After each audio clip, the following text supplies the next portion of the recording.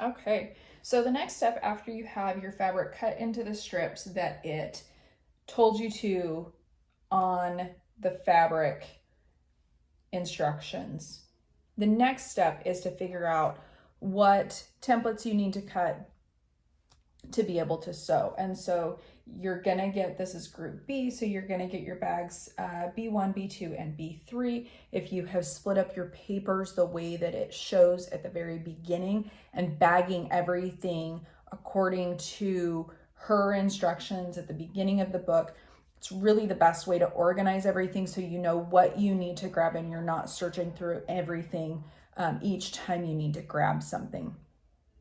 So you can see I got bags. I labeled them exactly as she had said.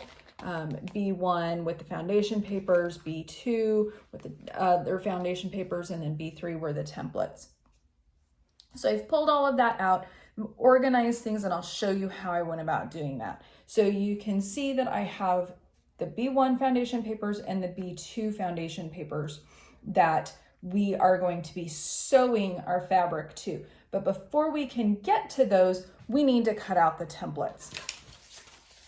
So I'm gonna set these aside with the bags, and that's gonna be our step after we get all of the templates sewn. So I have gone through the instructions here, and for fabric B1, it shows that we need the unit B2 template layout sheet, which is TLS number 1. And so I found my labeled fabric. B1 can get a little confusing with all these letters and numbers. Sometimes they correlate, sometimes they don't. So it's really important that we make sure that we're understanding whether we're dealing with fabric or whether we are dealing with our template. So I have my fabric B1 here, and I'm going to lay it one layer face up, and then I'm going to lay out my template on it.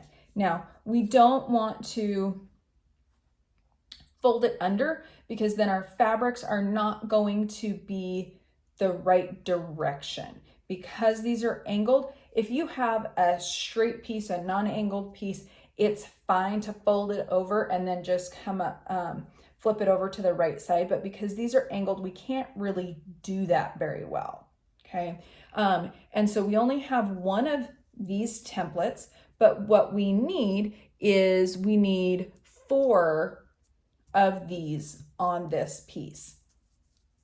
And so I'm just going to lay this out. I'm going to cut along this outside dark line for that template that we need. Now you can see that the pieces are slightly oversized, which is really nice.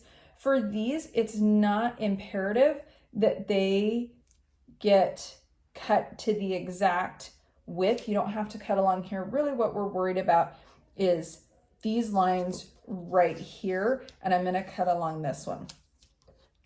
These parallel lines to the edges, I'm not going to worry about those. I'm just going to make sure that it's centered on that piece that I cut. If you didn't cut your strips exactly 4 inches, it's an 1/8 of an inch or a 1/16 of an inch off, or you misread the line and you're a 1/4 inch wide or anything like that, you don't have to go back and fix it. That's what's really nice about these patterns, is if you make a little bit of a mistake, if your cuts on these initial ones aren't just perfect, it gives you some flex room. So that's really nice. So the next thing that I'm going to do is I'm going to cut 4 of these sections, and then I'll stack those, and I can cut this middle line here, this cut line 1, so that I will have in total 8 of these diamond shapes out of fabric B1. Now, if I go to fabric, the next set of fabrics, what it wants me to do, so these are fabrics B2 through B4. And what I'm going to do is I'm going to stack them right side up, starting with B4. And we're gonna do, again, we want that one layer, you don't want it folded over. So we're gonna put our B4 fabric on the bottom, again, right side up. I'm gonna line up these edges. Again, they don't have to be 100% perfect, but we want them close so that we don't get anything wonky. Then I'm gonna put the B3s on top of that. Again, single layer laid out on top. Do both of those. So in total, I'm gonna have 6 layers of fabric. So you can see this piece that I just laid down, I didn't look at my lines quite right. It's a 1/4 inch wide. I always have a little bit of extra fabric. That's okay. So I'm just putting that excess off to one side, and I know that my bottom side is my lined up side so that I can get that lined up. Now I'm gonna put my B2 on top, always making sure that my right sides are up.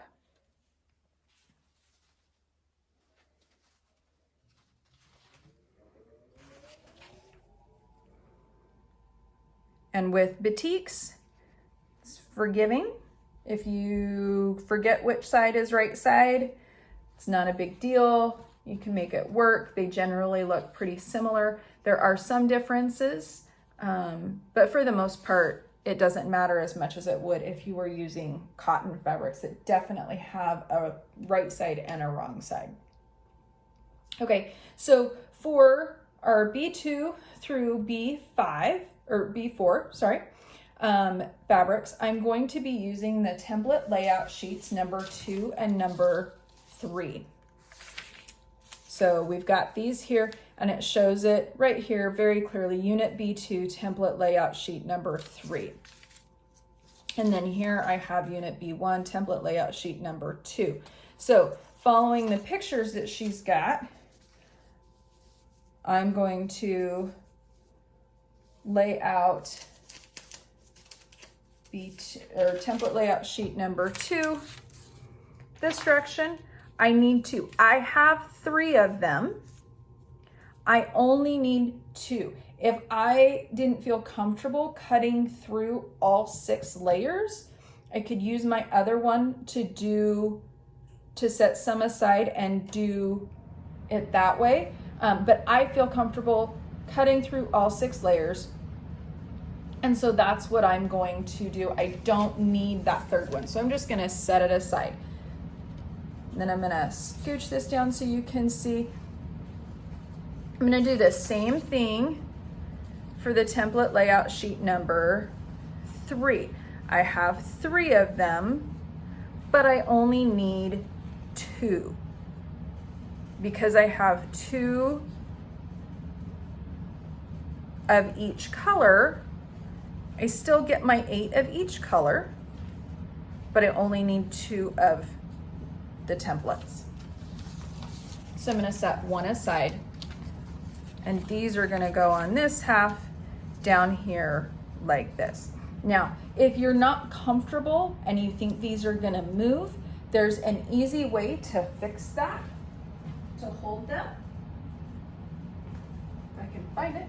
You can either use painter's tape and double-side it and then stick that on there and that'll hold them. You can also get a glue stick that is makes paper into a Post-it note. Put a little bit of that on the back and then stick it down, and that'll attach to your top one, and so everything won't move on you while you cut. It's also pretty easy just to take a ruler lay it down over this sheet like this. Make sure it's lined up with that outside dark line, and then cut across, holding good pressure so that you can get through all 6 of those layers. Okay, so that is what the next one is going to look like. That's how we do that. And then our next one is gonna have a little bit more work. So initially, the instructions say 2 26-inch strips of fabric B5. And so that's what I have here. However, now before I can cut the templates for that one, I'm gonna have to subcut this one into 3.5-inch strips and some 4-inch strips in order to do my templates. But I'm gonna line them up the same way, continuing to follow those instructions. I have my layout sheet number 6, template layout sheet number 7, number 5, and number 4. Okay, so I'm gonna subcut those, follow the instructions, lay them out, always right sides up, and then laying the templates on top per the pictures. So I'm gonna have to subcut those before I can cut the next one. For B6,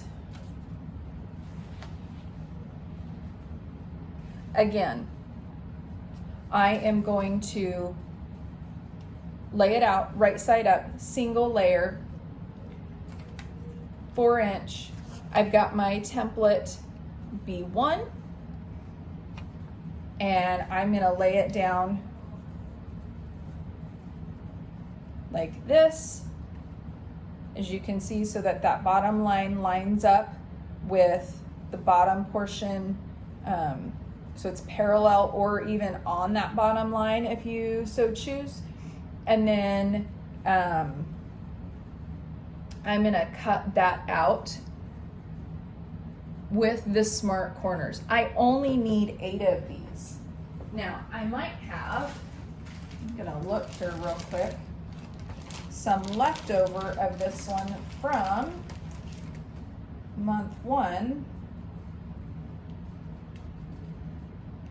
I do not. If you had leftover and it was the right size of piece, you could actually use that to cut, because I'm not using this entire strip of fabric. I'm really only going to need to be about here, because I can put it like this and then I can rotate and do it like this, so that I only need 8 and I'm utilizing the fabric efficiently. Okay, so I'm going to work on cutting those. You guys don't need to watch me do that. And then I will show you how once I get them cut, how I stack them up according to her instructions, so that when you go to put these together, you can just grab and go, and it makes it really slick and easy.